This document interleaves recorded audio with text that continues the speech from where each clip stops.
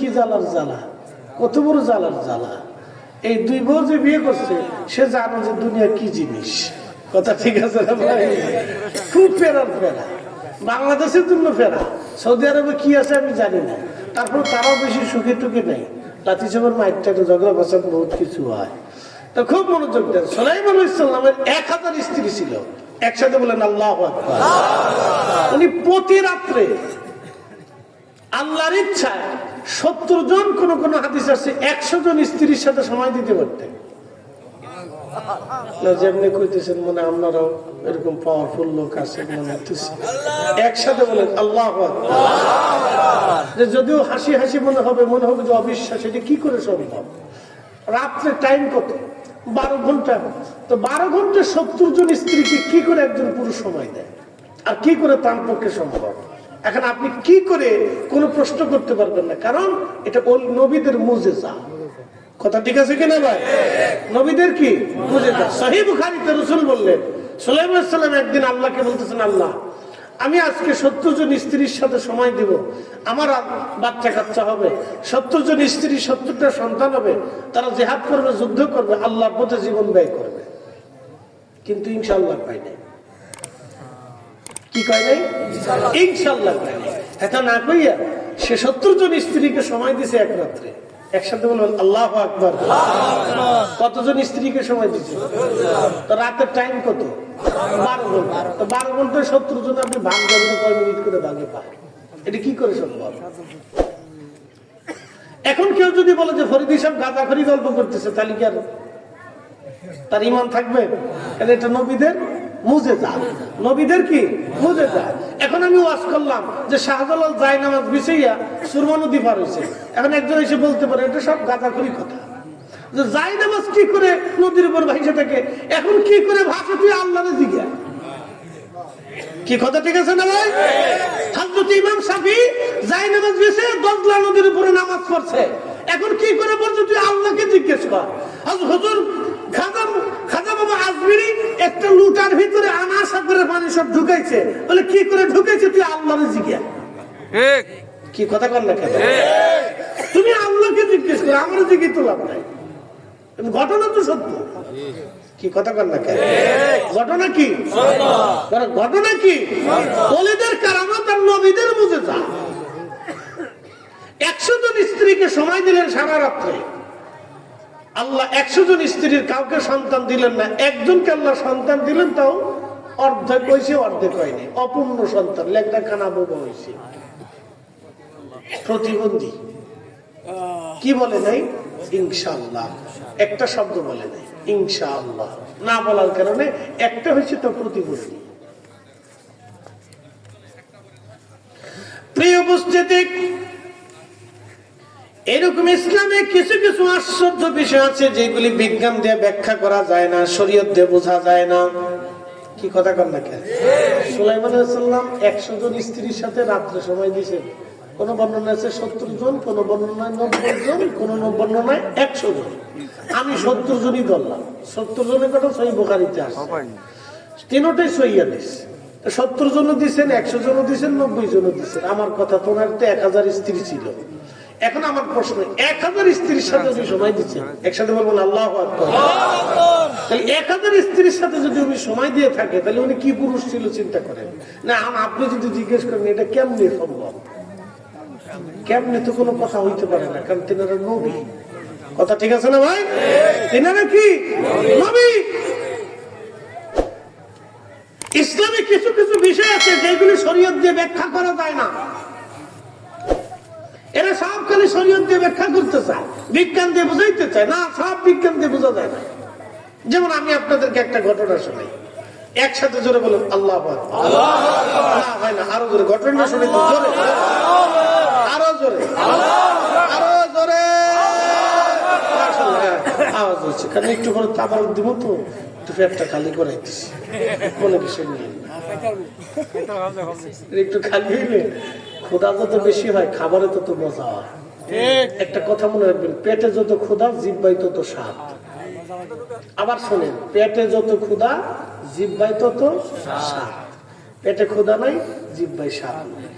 যত ক্ষুধা বেশি হবে জিহ্বায় তত স্বাদ বাড়বে। এই জন্য ক্ষুধা লাগায় খাবেন, যা খাবেন তাই মজা লাগবে, নাহলে খালি বউর সাথে খালি ঝগড়া করবে। বুঝতে পারছেন? ক্ষুধা লাগায় খাবেন, তাহলে বউর সাথে জীবনেও কোনোদিন ঝগড়া হবে না। খালি কোনো কি সুন্দর জিনিস টানছো তুমি, বাপরে বাপ, তোমার হাতের ভিতরে মিষ্টি বাইতে বাইতে রয়েছে, ফান দিবেন হেবে হেবে বেশি খুশি। বেটিরা মানে শুনতেছে বাস না? মহিলাদেরকে বলবো স্বামীরে ক্ষুধা লাগায় তাদের খাওয়াবে, তাহলে আর জীবনে কোনোদিন ঝগড়া হইত না। ক্ষুধা লাগায় খাওয়াবে, বেশি বেশি কাজ করাবেন, কাজ না থাকলে ক্ষুধা একটা ধরাই দেখবেন যে জমি কুবাই আসে বাস। 2 ঘন্টা খালি কুবাইলে ক্ষুধা লাগবে, যার এনে দিবেন তাই দেখবেন যে খেয়ে ফেলতেছে, বাস খুব মজা লাগতেছে।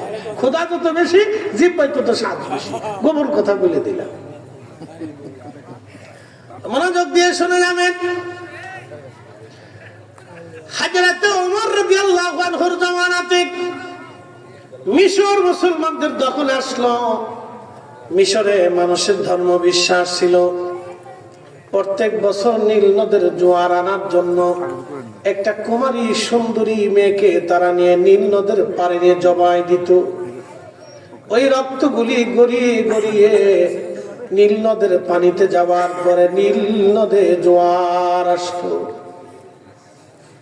আমাদের দেশে যারা সনাতনী আছেন, হিন্দু আছে, প্রাচীনকালে হিন্দুদের একটা ধর্ম বিশ্বাস ছিল, কোন স্বামী যদি মারা যাইতো তাহলে স্ত্রীকেও জীবন্ত স্বামীর সাথে পুড়িয়ে মারা হতো। কথা ঠিক আছে না ভাই? এটা কি বলতো? সতী সতীদাহ প্রথা। লা হাওলা ওয়ালা কুওয়াতা ইল্লা বিল্লাহ। কত নারীর জীবন চলে গেল, আগুনে পড়ে গেল। বলে তারা বলতো স্বামী স্বর্গে যাবে, স্ত্রীকে একসাথে স্বামী স্ত্রী দুইজনে স্বর্গে পাঠাই দিতেছে, জীবন্ত মানুষ মেরে দিয়ে স্বর্গে পাঠাইতেছে। এর চেয়ে বড় ভুল ব্যাখ্যা পৃথিবীতে আর কিছু হতে পারে ভাই? একবারে কত বড় ভ্রান্ত বিশ্বাস, একবারে নিকৃষ্ট একটা ভ্রান্ত বিশ্বাস জন্ম দিয়ে কত জীবন্ত মানুষকে আগুনে পুড়িয়ে মারছে তার হিসাব নাই।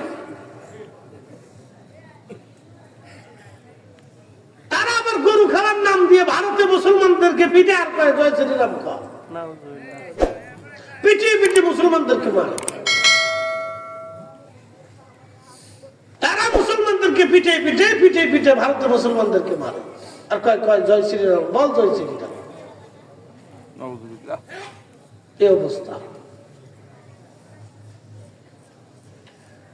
মুসলমান খুব মনোযোগ দিবেন।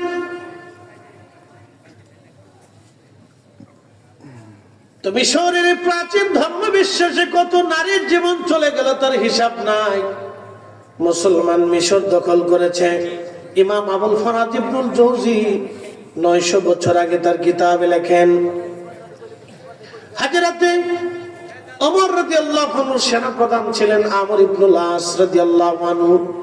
তিনি সেনাবাহিনী নিয়ে মিশর দখল করার পরে মিশর যখন দখল করলেন, দখল হয়ে যাওয়ার পরে তিনি শুনতে পারলেন মানুষেরা ঘনঘটা করে সুন্দরী একটা মেয়েকে ধরে নিয়ে নীল নদের পারে জবাই করার জন্য নিয়ে যাচ্ছে, গান বাজনা ঢোল ডগর পিঠে আনন্দ ফুর্তি করতে করতে।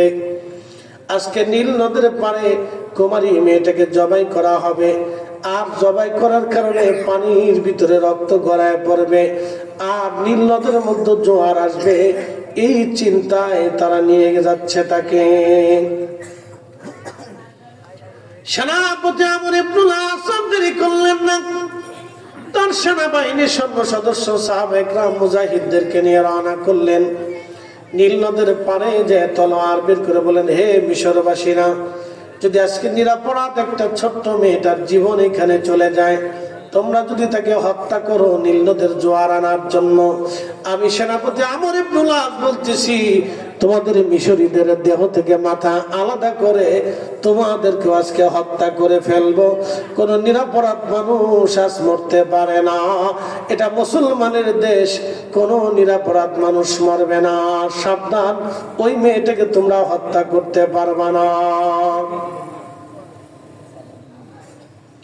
এখন মিশরবাসী বলতেছে, সেনাপতি আমর বুঝলাম তোমরা দেশ দখল করছো, তোমরা একটা কুমারী মেয়ে হত্যা করতে দিবা না বুঝলাম, কিন্তু আমরা তো হত্যা করার পরে যখন রক্ত গড়ায় গড়ায় নীল নদের পানির মধ্যে যায়, নীল নদে জোয়ার আসে, তাহলে আমাদেরকে তোমরা নীল নদের জোয়ার এনে দাও।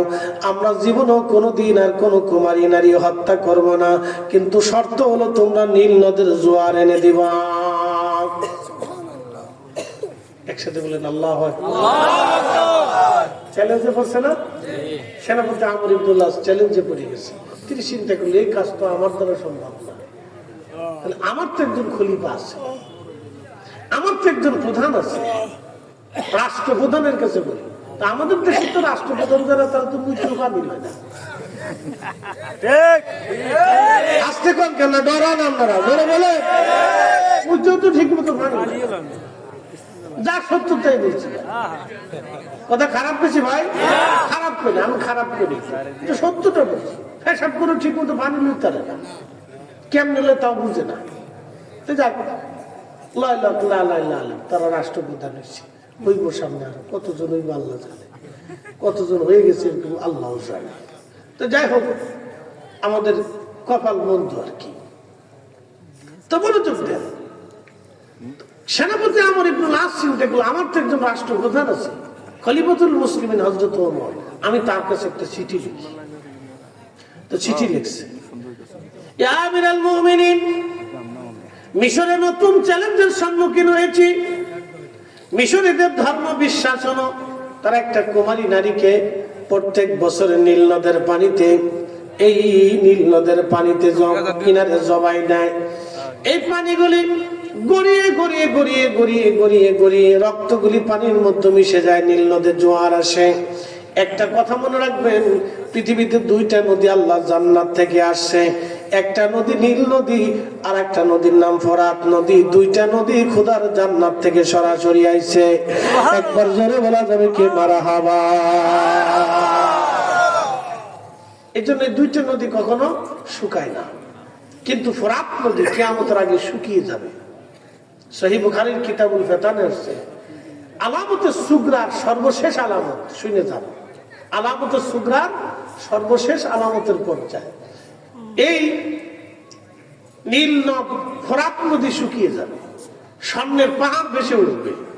এই সামনের পাহাড়ের দখল নিয়ে পৃথিবীতে যুদ্ধ শুরু হবে। এই যুদ্ধটা কোনো বিশ্বযুদ্ধ না, এটা মহাযুদ্ধ হবে। গ্রামের, পৃথিবীর প্রত্যেকটা গ্রাম, অঞ্চল, পরিবার, এলাকা, মহল্লা এই যুদ্ধে জড়িয়ে যাবে। 100 জনে 99 জন মার্ডার হবে, একজন বেঁচে থাকবে। বর্তমান পৃথিবীতে 800 কোটি। যদি এখনই ফোরাত নদী জেগে উঠে, সামনের বহর জেগে উঠে, তাহলে এখনই এই যুদ্ধটা শুরু হবে। সারা পৃথিবী ব্যাপী যুদ্ধে প্রলয়ঙ্করী রূপ নিবে, মহাযুদ্ধ হবে। শুধু বিশ্বযুদ্ধ না, এটা বিশ্বযুদ্ধ বলে ভুল হবে, মহাযুদ্ধ। প্রত্যেকটা গ্রাম, ওয়ার্ড, এলাকা, পাড়া, মহল্লা, পরিবার, বাড়ি যুদ্ধে জড়িয়ে যাবে। এই যুদ্ধে এত ভয়ানক হবে, 100 জনে 99 জন মারা যাবে, একজন বেঁচে থাকবে। বলেন রাসূল যাহা বলছে সত্য না মিথ্যা? সত্য। জোরে বলেন। আমরা সুন্নি যারা, আমরা বিশ্বাস করি আল্লাহর পরেই নবী। আল্লাহ যা বলছে নবী তা বলছে, এবং আল্লাহ সত্য বলছে, রাসূলও সত্য বলছে। আল্লাহ যেইভাবে মানতে হবে, নবী সেইভাবে মানতে হবে। আল্লাহকে পাইতে হলে রাসূল পাইতে হবে। কথা কন না, ঠিক আছে না? আমরা সুন্নিদের বিশ্বাস কি, আল্লাহ পাইতে হলে আগে নবী পাইতে হবে। কথা ঠিক আছে না ভাই? কথা ক্লিয়ার না ভেজাল আছে? আল্লাহ পাইতে হলে আগে কাকে পাইতে হবে? নবী পাইতে হবে। রাসূল যা বলছে তাই হবে। কি কথা কন না কেন? হবে নি? রাসূল যা বলছে তাই হবে, ডাইনাম কিছু হবে না। পৃথিবীতে কিয়ামত হবে, কিয়ামতের আগে পৃথিবীতে বহু ঘটনা ঘটবে। 85টা আলামত আল্লাহ রাসূল বলেছেন, কোন হাদিসে 75টা আসছে। একটা আলামত আপনাদেরকে আজকে বলে দিয়ে যাই। আল্লাহ নবী বলছেন, আমার উম্মত, আমার উম্মতের ভিতরে যারা রাখালগিরি করত আরবে, আমার আরবের ভিতরে যারা রাখাল ছিল, উট, দুম্বা, ছাগল, ভেড়া চড়াইতো, তারা একসময় এই আরবে বড় বড় অট্টালিকা, প্রাসাদ তৈরি করার জন্য প্রতিযোগিতা করবে। আজকে কিন্তু আরবে ওইটা হয়ে গেছে। যারা ছাগল চড়াইতো তারা আজকে হাজার হাজার কোটি টাকার মালিক, তারা হাজার হাজার কোটি টাকার মালিক। বাংলাদেশের ধনীদেরকে তারা ধনী মনে করে না, মনে করে মিসকিন। তাহলে কি পরিমাণে তাদের অর্থবিত্ত আপনি একটু হিসাব করবেন। বিলিয়ন, ট্রিলিয়ন, কোটি কোটি টাকার মালিক তারা। যারা ছাগল চড়াইতো, তাদের পূর্ববংশ ছাগল চড়াইতো। এই ছাগলের রাখালরা আজকে হয়েছে কোটি কোটি শত শত হাজার হাজার কোটি টাকার মালিক। আল্লাহ নবী যা বলছেন তা সত্য। আর একটা বলে গেছেন যে আমার আরব প্রচুর বৃষ্টি হবে, সবুজে শ্যামার হয়ে ভরে যাবে, এটা এখনো শুরু হয়নি। আর একটা কথা আল্লাহ নবী বলে গেছেন, উম্মত